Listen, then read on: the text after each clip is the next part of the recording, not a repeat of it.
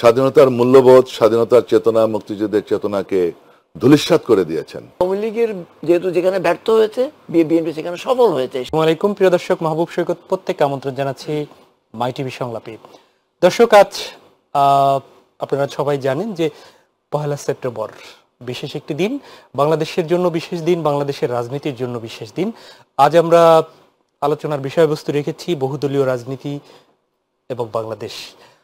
স্বভাবত কারণেই রেখেছি, কেন সেটি আপনারা জানেন। কারণ হয়েছে আজকের দিনটিতে বাংলাদেশের অন্যতম একটি দল, জাতীয়তাবাদী দল বিএনপির প্রতিষ্ঠা হয়েছিল 1978 সালের 1 সেপ্টেম্বর। রমনার যে বটমূলের যে খোলা চত্বরে, সেই খোলা চত্বরে বসে প্রেসিডেন্ট জিয়াউর রহমান এই জাতীয়তাবাদী দল প্রতিষ্ঠার ঘোষণা করেছিলেন এবং বাংলাদেশের যে অভ্যুত্থায় অগণন মানুষের রক্তের বিনিময়ে একটি লাল সবুজের পতাকা ভূখণ্ড পেয়েছিলাম বাংলাদেশ। সেই বাংলাদেশে 75 পর্যন্ত কাঙ্ক্ষিত যে বাংলাদেশ গড়া, তা নিয়ে নানাবিধ কথা রয়েছে। কিন্তু চতুর্থ সংশোধনীর মাধ্যমে একদলীয় শাসন বাকশাল প্রতিষ্ঠা করা হয়েছিল। তার বিপরীতে এই দিনটি অন্যতম ছিল বিএনপি প্রতিষ্ঠার মাধ্যমে। বিশেষ করে এই দিনটির মাধ্যমে আবারও বহুদলীয় গণতন্ত্র প্রতিষ্ঠা হয়েছিল। বিস্তারিত এই বিষয়ে কথা বলবেন, আজকে তা নিয়ে কথা বলবো। আজকে যারা অতিথি রয়েছেন, স্টুডিওতে রয়েছেন, পরিচয় করে দিচ্ছি। আমার ডান পাশে রয়েছেন সাবেক সংসদ সদস্য বিএনপি নেতা নাজিমউদ্দিন আলম, স্বাগত জানাচ্ছি আপনাকে। এবং বাম পাশে রয়েছেন জাতীয় প্রেস ক্লাবের সাবেক সভাপতি সম্পাদক কামাল উদ্দিন সবুজ, আপনাকেও স্বাগত জানাচ্ছি।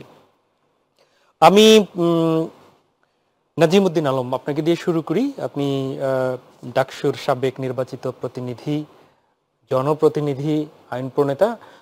এখন একটা সময় অতিবাহিত করেছেন বাংলাদেশের সেই ছাত্র রাজনীতি থেকে শুরু করে। হয়তো অনেকেই এখন বুঝবেন না যে নাজিমউদ্দিন আলম ভাই আসলে কোন পর্যায়ের বা আপনি কতটা সময় আপনার জীবনে পার করেছেন, সেটি না বুঝলেও যারা আপনার সম্পর্কে জানেন তারা জানেন যে কতটা সময় পার করেছেন। এই যে আপনার কাছ থেকে একটু জানতে চাই, তা হচ্ছে যে বিএনপি বা আপনি প্রথম ছাত্র দল করেছিলেন, বিএনপির যে প্রতিষ্ঠা হয়েছিল সেই বিএনপির অভ্যুত্থায়টা, যদিও আমি একটুখানি টাচ দিয়েছি, অভ্যুত্থায়টা কি কেন হয়েছিল এবং আজকের যে আলোচনার বিষয়বস্তু বহুদলীয় রাজনীতি এই ও বাংলাদেশ, সেই বিএনপি প্রতিষ্ঠা হওয়াটা কি সেই সময়টায় অপরিহার্যই হয়ে পড়েছিল? ধন্যবাদ আপনাকে মাহবুব সৈকত, আজকের সঞ্চালক এবং আমার সহ আলোচক, প্রেস ক্লাবের সাবেক সভাপতি, বিশিষ্ট সাংবাদিক জনাব কামাল উদ্দিন সবুজ ভাই, এবং যারা আমাদের অনুষ্ঠান দেখছেন সবাইকে আমার শুভেচ্ছা এবং সালাম। আসসালামু আলাইকুম। আজ 1 সেপ্টেম্বর আমাদের 47তম প্রতিষ্ঠা বার্ষিকী। আজকে একটি ঐতিহাসিক দিন। আমাদের বিভিন্ন কর্মসূচি রয়েছে। শহীদ জিয়াউর মাজারে আজকে শ্রদ্ধা নিবেদন করেছে আমাদের পার্টি, এবং 2 তারিখে আমাদের র্যালির প্রোগ্রাম ছিল, সেটা আমরা ইতিমধ্যেই কর্মসূচি এটা স্থগিত করা হয়েছে জনগণের দিকে বিবেচনা করে।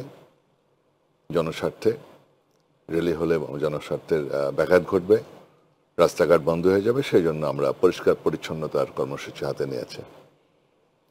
এবং 3 তারিখে আমাদের আরও কর্মসূচি ছিল, সেটা হলো সারা দেশব্যাপী জেলায় উপজেলায় বর্ণাঢ্য র্যালি, তারপর আলোচনা সভা, বিভিন্ন দোয়া মাহফিল, এর ভিতর থেকে আমাদের কর্মসূচিটা চলছে। আমি মনে করি এই আজকের এই প্রতিষ্ঠা বার্ষিকীর আজকের এই দিনে প্রথমে আমি শ্রদ্ধা জানাবো আমাদের প্রতিষ্ঠাতা চেয়ারম্যান, যিনি আমাদের দলকে প্রতিষ্ঠিত করেছেন। তিনি আমাদের এই দলকে জন্ম দিয়েছেন 1978 সালের 1 সেপ্টেম্বর, এমনি একটি দিনে, ঐতিহাসিক কারণে। আমি তাকে শ্রদ্ধা জানাতে চাই।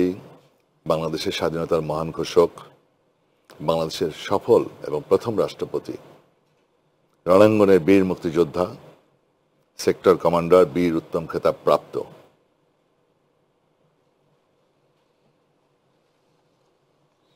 সেই আমাদের প্রিয় নেতাকে আমি আজকে গভীর শ্রদ্ধা জানাচ্ছি আজকের এই দিনে।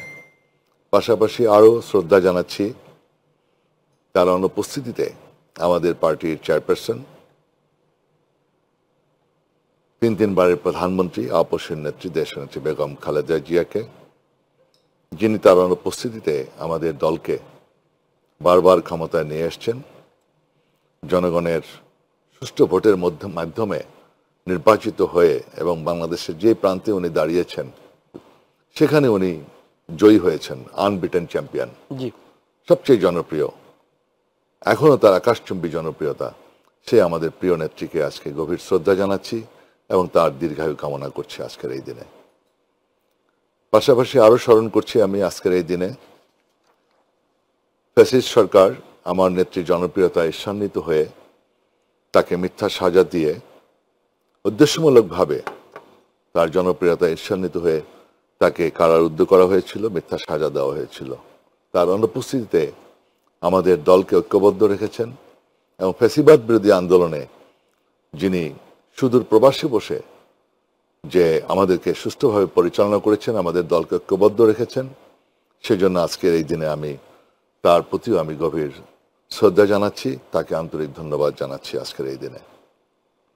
দেখুন, মুক্তিযুদ্ধের চেতনাটা ছিল, স্বাধীনতা যুদ্ধের চেতনাটা ছিল সাম্য, মানবিক মূল্যবোধ, গণতন্ত্র। আপনি লক্ষ্য করবেন যে প্রত্যাশা নিয়ে আমাদের দেশের মানুষ স্বাধীনতা যুদ্ধে ঝাঁপিয়ে পড়েছিল এবং জাতির ক্রান্তিকালে আমার নেতা উনি স্বাধীনতা ঘোষণা দিয়েছিলেন, আওয়ামী লীগের লোকজন, যদিও তারা স্বাধীনতার যুদ্ধের আগ মুহূর্তে আওয়ামী লীগ অর্গানাইজ করেছে, ৭ই মার্চের ভাষণ সবকিছুকে উজ্জীবিত করেছে, কিন্তু ৭ই মার্চের পরে ক্রান্তিকালে কিন্তু অনেকেই ভারতে পালিয়েছেন এবং উনিও ৩২ নম্বরের থেকে পাকিস্তান গ্রেপ্তার হয়ে চলে গেলেন। ওই ক্রান্তিকালে কিন্তু আপনি লক্ষ্য করবেন আমাদের নেতা শহীদ জিয়াউর রহমান জীবনের ঝুঁকি নিয়ে উনি আমাদের দিক নির্দেশনা দিয়েছেন এবং আমাদের এদেশের যুব সমাজ, ছাত্র সমাজকে উজ্জীবিত করেছেন। স্বাধীনতার চেতনাটা ছিল, মুক্তিযুদ্ধের চেতনাটা ছিল গণতন্ত্র আমরা ফিরে পাবো। পরবর্তীতে উনি আসার পরে, পাকিস্তান থেকে আসার পরে ওনাকে বরণ করে নেওয়া হয়েছিল, সবাই সাধুবাদ জানিয়েছিল, কিন্তু আমাদের গণতন্ত্রের বুকে ছুরিকাঘাত করেছিলেন। স্বাধীনতার মূল্যবোধ, স্বাধীনতার চেতনা, মুক্তিযুদ্ধের চেতনাকে ধূলিসাৎ করে দিয়েছেন। স্বাধীনতার পরেই ৭৩ সালের নির্বাচনে আপনি দেখেন নির্বাচন ভণ্ডুল করে দিয়েছে। নির্বাচনে যে আমার ভোলা চরপেশন লালমোহন তখন একটা নির্বাচনী এলাকা ছিল, সেখানে আমাদের মেজর হাফিজ ভাই, আমার স্ট্যান্ডিং কমিটি মেম্বার, তার পিতা দাঁড়িয়েছিলেন ডক্টর আজহার উদ্দিন, তাকে গুম করা হয়েছিল। সেখানে শেখ সাহেব নির্বাচন করেছিল, তাকে জিতিয়ে আনার জন্য তাকে গুম করার কোনো প্রয়োজন ছিল না। আপনার মোস্তাক আহমেদ, তার ওইখানে ইঞ্জিনিয়ার রশিদ, সেখানে নির্বাচন করেছে, সেখানেও ব্যালট বাক্স নিয়ে ঢাকায় নিয়ে এসে গণনা হয়েছে, মোস্তাক আহমেদকে জিতানো হয়েছে। সেই মোস্তাক আহমেদই পরবর্তীতে বেমানি করলো। আপনার এক্সট্রা জুডিশিয়াল কিলিং, সেদিন সিরাজ শিকদারকে কিল করা হয়েছিল, শুরু হলো এক্সট্রা জুডিশিয়াল কিলিং। পার্লামেন্টে দাঁড়িয়ে বলেছিলেন শেখ সাহেব, কোথায় আছে সিরাজ শিকদার, লাল গোলা দাবড়ায় দিছে। তো আপনার ব্যালট বাক্স ছিনতাই, ঢাকা ইউনিভার্সিটিতে ডাকসুতে ছাত্রলীগ হেরে যাবে নিশ্চিত মনে করে তারা ব্যালট বাক্স ছিনতাই করেছিল। বিভিন্ন জায়গায় যেখানে ইউনিভার্সিটি কলেজগুলোতে সন্ত্রাসের রাজত্ব কায়েম করেছিল, একদলীয় শাসন ব্যবস্থা কায়েম করেছিল বহুদলীয় গণতন্ত্রের পরিবর্তে। সংবাদপত্রের স্বাধীনতা খর্ব করেছিল। একটা মাত্র আপনার তাদের অনুগত পত্রিকা, 4টা মাত্র পত্রিকা ছিল তাদের অনুগত, বাকি সকল পত্রিকা ব্যান করে দিয়েছিল। সুতরাং স্বাধীনতার যে মূল্যবোধ, সেই গণতন্ত্রটিকে গলা টিপে হত্যা করেছিল। তারপরে দেখেন আজকে আমার নেতা শহীদ রাষ্ট্রপতি জিয়াউর রহমান পাক ব্যক্তির স্বাধীনতা ফিরিয়ে দিল, সকল পত্রিকায় অবাধ স্বাধীনতা দিল এবং পক্ষান্তরে সকল বহুদলীয় গণতন্ত্র চালু করলো।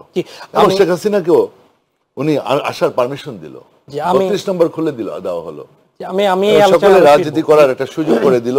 যে সামাজিক মুক্তিযুদ্ধের যে চেতনা, সেই চেতনা বাস্তবায়ন করার জন্য উনি চেষ্টা করলেন। মানে তখন এই দলটা প্রতিষ্ঠা অপরিহার্য অপরিহার্য সেটি ছিল। বললেন। জি, কামালউদ্দিন সৈয়দ, আপনার কাছে ফিরছি। আপনি নিজে মাঠে থেকে সাংবাদিকতা করেছেন, এখন সাংবাদিকতার শিক্ষক গুরু, সেখান থেকে রাজনৈতিক বিশ্লেষক সব দিক থেকে একটু জানতে চাই। তা হচ্ছে বিএনপির ঘোষণাপত্রের দিকে একটু ইঙ্গিত করি আমি।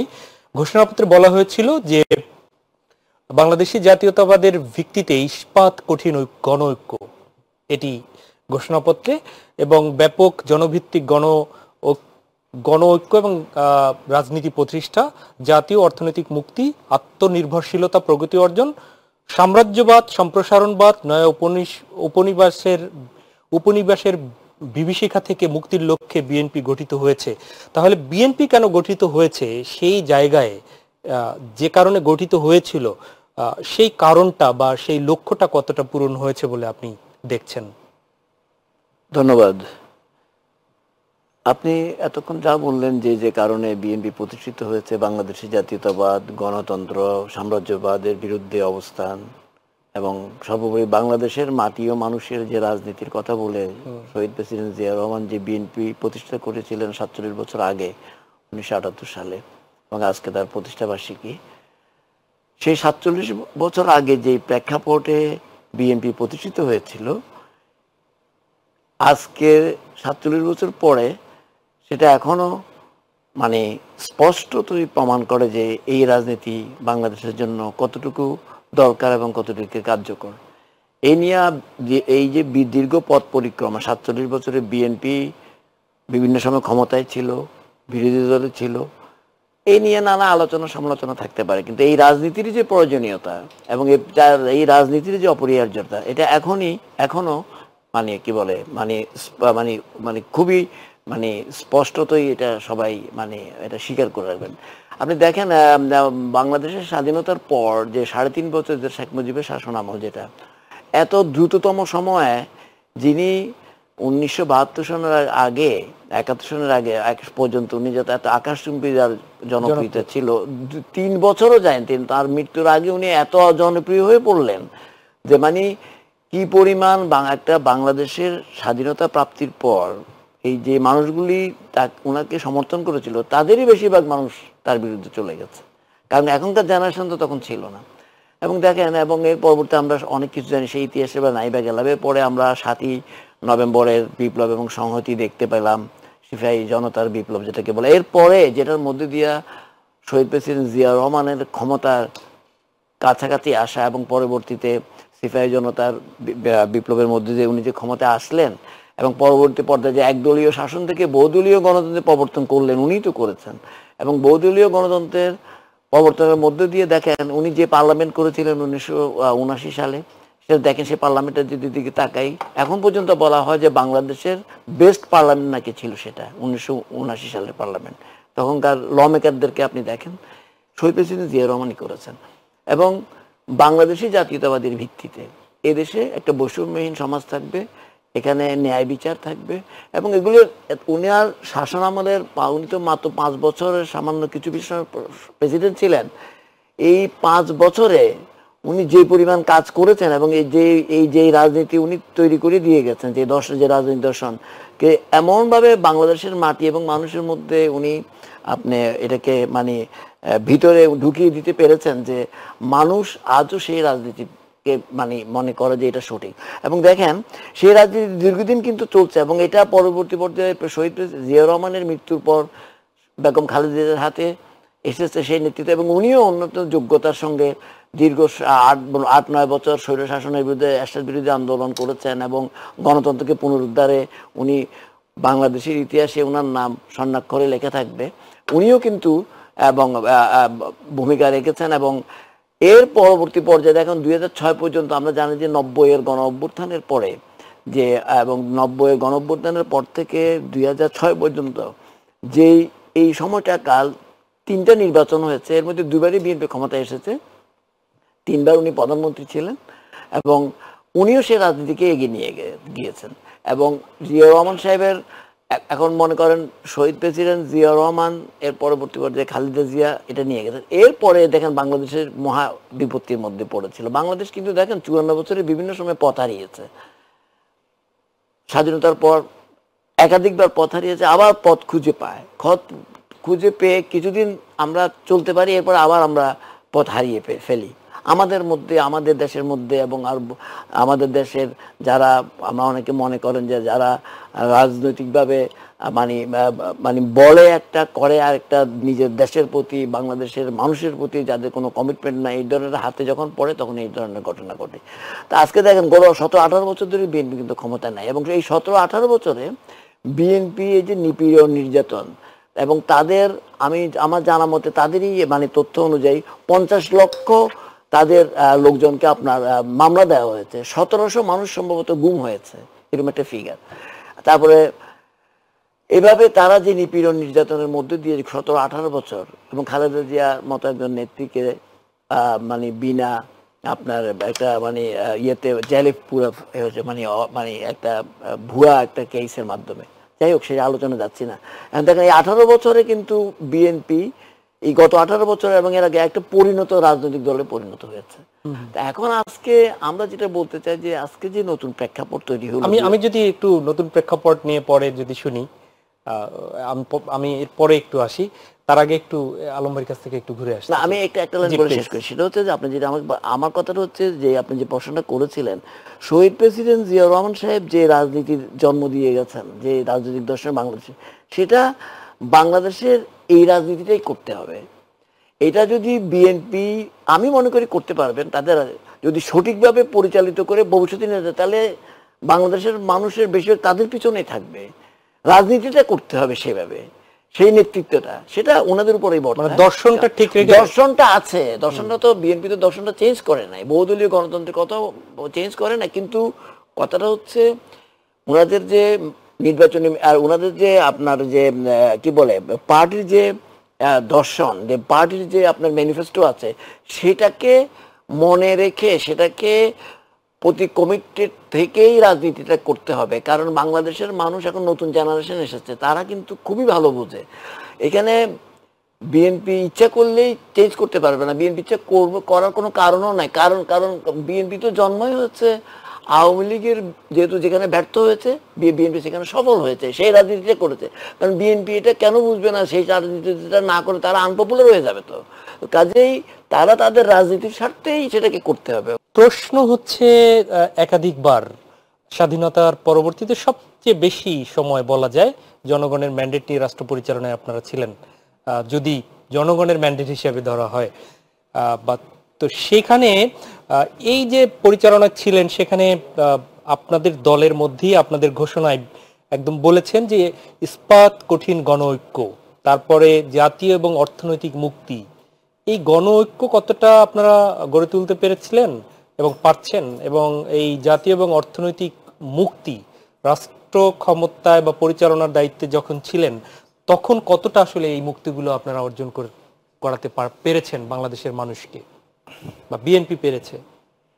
দেখুন, আমাদের প্রতিষ্ঠাতা চেয়ারম্যান শহীদ রাষ্ট্রপতি জিয়াউর রহমান, উনি খুব কম সময় পেয়েছেন, এবং উনি একজন দেশপ্রেমিক, এবং তার যেই প্রোগ্রাম ছিল, তার বহুদলীয় গণতন্ত্র, বাক ব্যক্তির স্বাধীনতা, এবং মুক্তিযুদ্ধের মূল্যবোধ, মুক্তিযোদ্ধা মন্ত্রণালয়, মুক্তিযোদ্ধাদের ভাতা, এবং বিভিন্ন ধরনের মুক্তিযোদ্ধাদের বিভিন্ন জায়গায় প্রোভাইড করা, এমপি বানানো, বেশ কিছু মুক্তিযোদ্ধাকে পার্লামেন্টে নিয়ে আসা, আপনার উনি যে জিনিস পদক্ষেপ নিয়েছিলেন, উনি কিন্তু সময় পান নাই।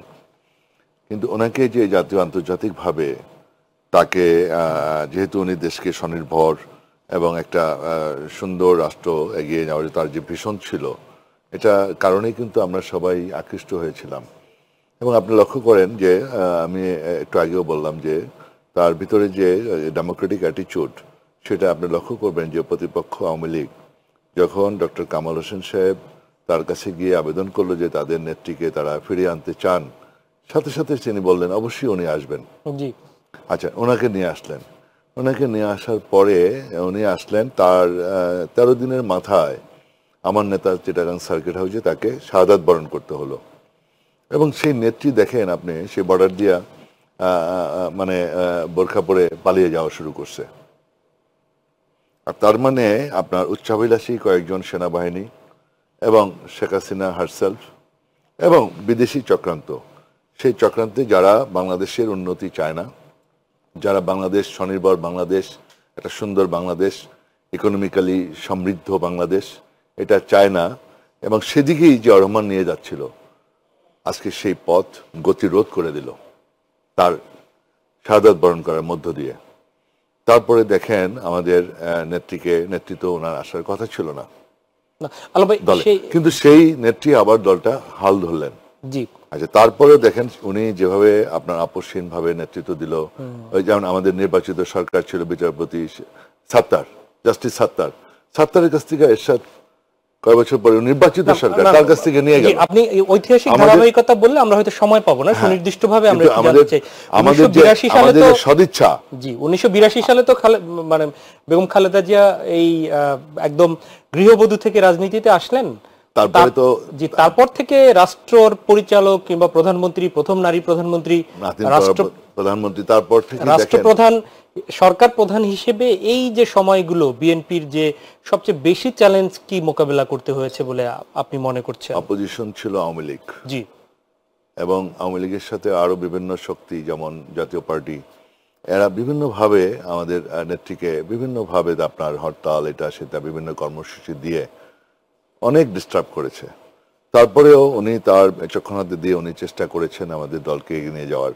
এবং আপনি লক্ষ্য করবেন 96 সালে জাতীয় পার্টি, জামাত এবং আওয়ামী লীগ মিলে তারা যে 173 দিন হরতাল করে যে আন্দোলনটা করেছিল, তত্ত্বাবধায়ক সরকার, সেই তত্ত্বাবধায়ক সরকারের অধীনে যে নির্বাচনটা পরে আলটিমেটলি আমরা দেখেন ওই পার্লামেন্টে 15 ফেব্রুয়ারি নির্বাচনটা শেষ করে এসে তার যে জনগণের প্রতি যে ভালোবাসা, সে দেখেন আর উনি আর মেশিনারিজ নিয়ে এবং আইন শৃঙ্খলা রক্ষা বাহিনীকে মিসইউজ করে তাদেরকে ব্যবহার করে উনি কিন্তু ক্ষমতায় সাস্টেন করতে চান নাই।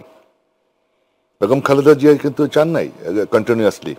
আর দামি দামি নির্বাচন করে উনি কিভাবে গুলিগালা চালায়, কিভাবে থাকতে চাইছে শেখ হাসিনা, আপনি কম্পেয়ার করেন। বেগম খালেদা জিয়া উনি 96 সালের 15 ফেব্রুয়ারি নির্বাচন করে জনগণের চাহিদা, যেহেতু আওয়ামী লীগ, জামাত, জাতীয় পার্টি সবাই ঐক্যবদ্ধভাবে তত্ত্বাবধায়ক চাচ্ছে এবং নানান রকমের হরতাল অবরোধ করে ডিস্টার্ব করতেছে, এই চাহিদা অনুযায়ী আমরা পার্লামেন্টে পাশে, আমিও সেদিন এমপি ছিলাম, পার্লামেন্টে আমরা পাশ করে তত্ত্বাবধায়ক নিয়ে আসলো এবং এসে উনি পদত্যাগ করে বঙ্গভবনে এসে আমাদের জনসভায়, পল্টনের জনসভায় হাজির হলেন। উনি কিন্তু ক্ষমতায় থাকতে চান নাই। পরবর্তীতে আবার 12ই জুন নির্বাচন হলো একই বছর। সেই 12ই জুনে নির্বাচনে আমরা 116টা আসন পেলাম। আপনি দেখেন আপনার এই যে তারা এত কিছু করলো, তারপরে দেখেন আমরা অপোজিশনে গিয়ে আমরা 116টা আসন পেলাম। সুতরাং বিএনপি যে একটা জনপ্রিয় দল, এবং আমার নেত্রী কিন্তু 5টা আসনে নির্বাচন করেছেন, তার জনপ্রিয়তা দেখেন, জনগণ কিন্তু তাকে বয়কট করে নাই, 5টা আসনে উনি নির্বাচিত হয়েছেন। তো ফলে এই যে ষড়যন্ত্র, তারপরে দেখেন আপনার এই ষড়যন্ত্রের কথা বললেন, ষড়যন্ত্রটা বিএনপির জন্য কি অভ্যন্তরীণ ষড়যন্ত্র বেশি ছিল না বাহিরের শক্তির মোকাবেলা বেশি করতে হয়েছে এই সময়? বাইরের শক্তি, অপোজিশনের শক্তি, আমাদের আভ্যন্তরীণ কোনো সমস্যা, আভ্যন্তরীণ সমস্যা তো হয়েছে আওয়ামী লীগের। শেখ মুজিবের যে ক্যাবিনেট, সেই ক্যাবিনেটের মেজরিটি আপনার মোস্তাকের নেতৃত্বে শপথ পড়ল এবং মালিক উকিল সাহেব আপনার স্পিকার আওয়ামী লীগের, সেই স্পিকারের নেতৃত্বে পার্লামেন্ট চলছে, পার্লামেন্ট বহাল ছিল, সেই আওয়ামী লীগের পার্লামেন্টই তো আপনার আপনার ইন্ডেমনিটির বিল পাস করলো। অর্থাৎ আমাদের দলে কিন্তু সেই আভ্যন্তরীণ সেই প্রবলেম হয় নাই। আমরা বেগম খালেদা জিয়ার প্রতি কখনো অনাস্থা ছিল না, এখনো তারেক রহমানের নেতৃত্বে আমরা সকলে ঐক্যবদ্ধ, আমাদের পার্টি ঐক্যবদ্ধ। জি, আমি একটু এই ব্যাপারে আপনার কাছ থেকে শুনতে চাই, ঐক্যবদ্ধতা কিংবা একটি রাজনৈতিক দল হিসেবে যে দলটি গণতান্ত্রিক বহুদলীয় গণতন্ত্র প্রতিষ্ঠা করেছিল, দল প্রতিষ্ঠার মাধ্যমে, সেই দলটির অভ্যন্তরীণ গণতন্ত্র চর্চাকে কিভাবে আপনি মূল্যায়ন করবেন বা কতটা করতে পারছে? না, সেটা আসলে আমি মনে করি যে যারা দলের নেতৃত্বে আছেন, যারা ওনারাই অনেক বেশি ভালো বলতে পারবেন। আমরা একজন মানে হিসেবে বলতে পারি, যে একজন পর্যবেক্ষক হিসেবে বলতে পারি যে আসলে দলের মধ্যে তো গণতন্ত্র থাকা উচিত, কিন্তু মনে করেন নানা বাস্তবতা হয়তো এখন মনে করেন গত খালেদা জিয়া, পরবর্তী তারেক রহমান সাহেব নিজেই তো মানে অনেক 2007 থেকেই তো উনি দেশের বাইরে, যিনি বেসিক্যালি উনি তো নেতৃত্ব দিচ্ছেন এখন। এখন এসব নানা কারণে হয়তো মানে কমিটিগুলি হয়তো যেভাবে গণতান্ত্রিকভাবে সবগুলি নির্বাচিত হওয়ার কথা, অনেকগুলো তো হয়েছেও, আবার অনেকগুলো হচ্ছে, আবার কিছু কিছু হয়তো হয়ও নাই। তো সেটারও একটা গণতান্ত্রিক নিয়মের মধ্যে হয়েছে, মানে গণতান্ত্রিকভাবেই করেছে। তারপরেও আমার কথাটা হচ্ছে নিশ্চয়ই গণতন্ত্রের চর্চাটা ওনারা বাড়াবেন, কিন্তু আপনি যেটা বলছেন যে আসলে কথাটা হচ্ছে রাজনীতির বিষয়টা, রাজনীতিটা সঠিক পথে আছে কিনা, যারা মানে উপরে যারা চেয়ারপারসন থাকবেন বা পরবর্তী বিভিন্ন লেয়ারে থাকবে, এই যে নেতৃত্ব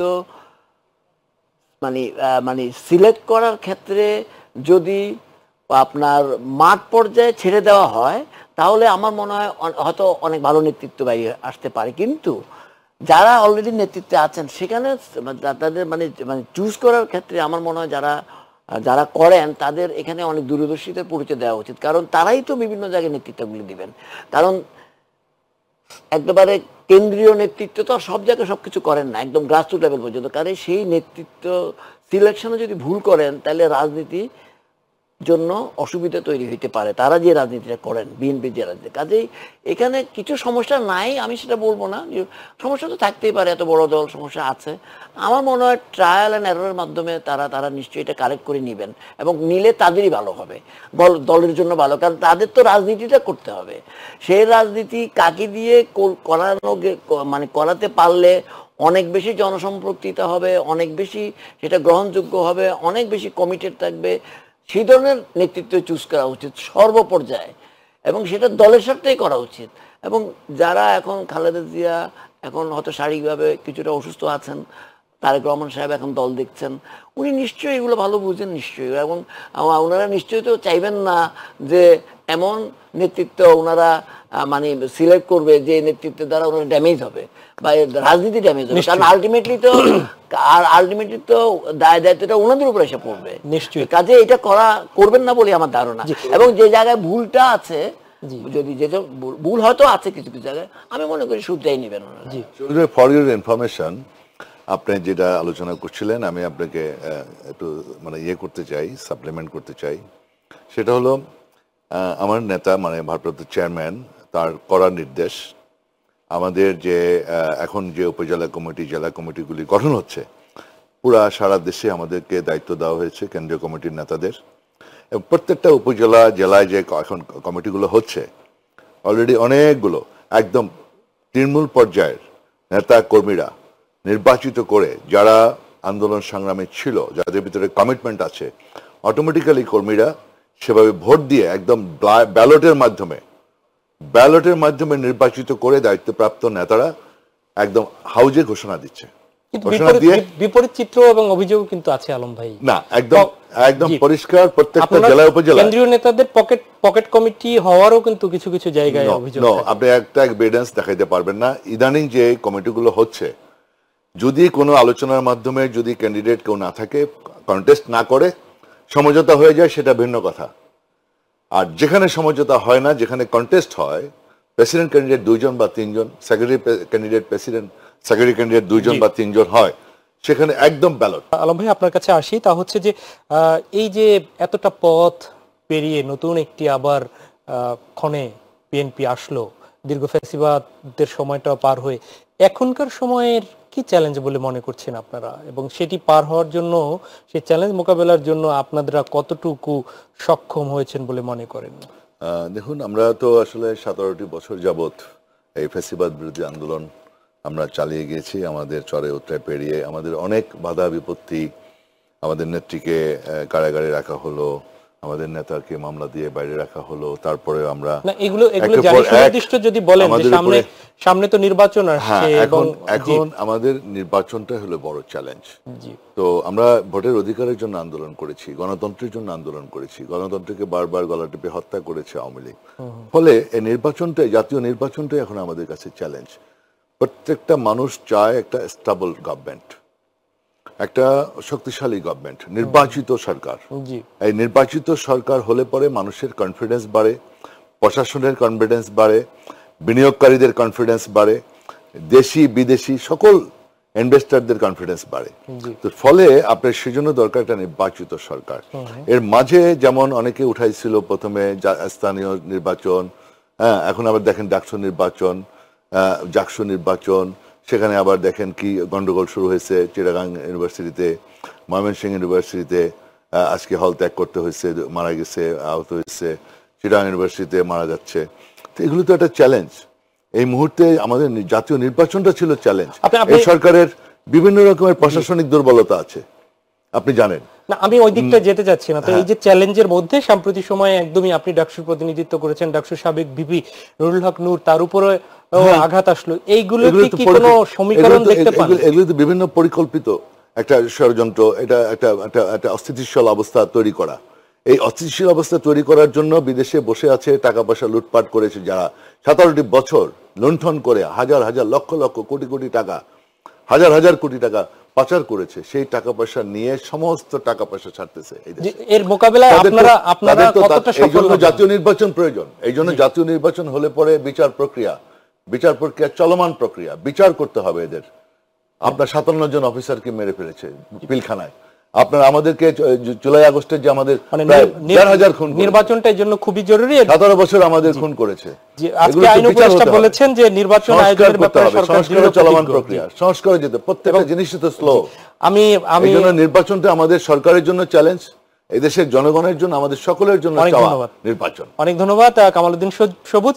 আজকে প্রধান উপদেষ্টার সাথে দেখা করেছিলেন সেনা প্রধান উপদেষ্টাও বলেছেন যে একটি অনন্য সাধারণ উদাহরণীয় নির্বাচন করতে চান।